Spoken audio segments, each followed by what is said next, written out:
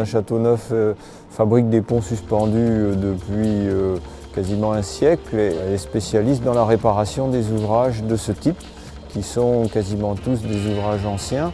Notre particularité, c'est qu'on est capable de fabriquer les câbles même à partir de fils. Il s'agit de fils ronds, très filés, à haute résistance et protégés par la galvanisation.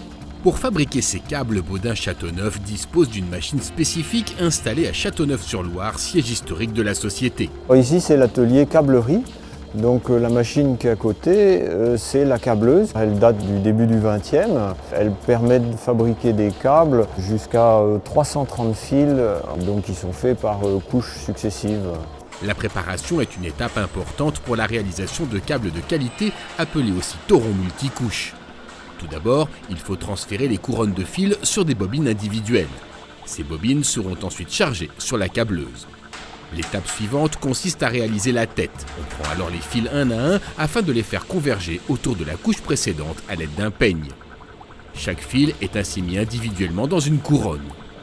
L'opérateur effectuera un bras de levier de torsion afin que les fils viennent s'enrouler naturellement sur les couches précédentes en donnant la forme d'une hélice à l'ensemble.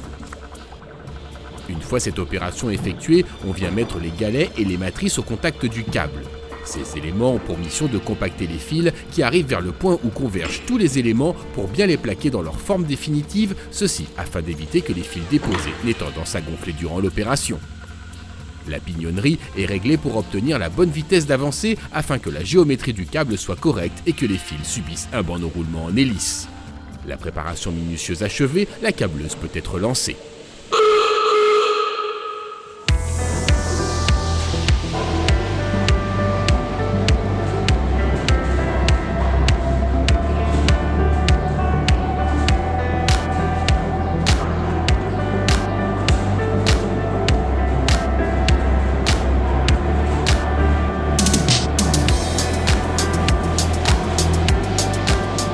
Les fils qui sont déposés sur une couche sont enroulés sur des bobines qui sont sur ce qu'on appelle un train. Donc on appelle ça le train de 6, le train de 12, le train de 18 et celui qui est à côté de moi, là c'est le train de 24.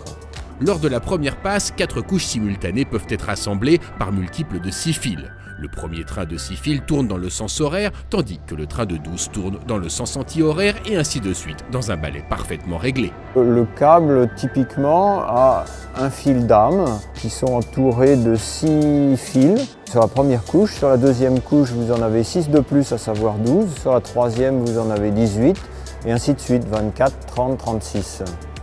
Pour que les fils restent bien tendus durant le processus, les bobines sont freinées. En aval, le câble est naturellement tendu grâce au cabestan sur lequel il s'enroule.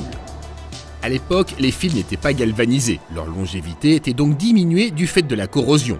De nos jours, un poids de zinc assez important est utilisé, assurant une meilleure tenue dans le temps. À la fin de cette opération, le câble est prétendu sur 300 mètres. Les fils se mettent ainsi correctement en place avant leur installation définitive sur l'ouvrage. À l'issue de la prétention, le câble est coupé à la longueur voulue et la terminaison peut être réalisée. Les fils seront épanouis dans un premier temps, formant ainsi une gerbe qui sera rentrée dans le culot. Chaque fil sera alors frisé avant de recevoir du zinc fondu qui, en durcissant, viendra finaliser cette attache. C'est ce culot qui sera ensuite installé afin de maintenir le câble à chaque extrémité de l'ouvrage. Et donc ces câbles à torsion alternative sont des câbles qui sont utilisés comme câbles porteurs des ponts suspendus.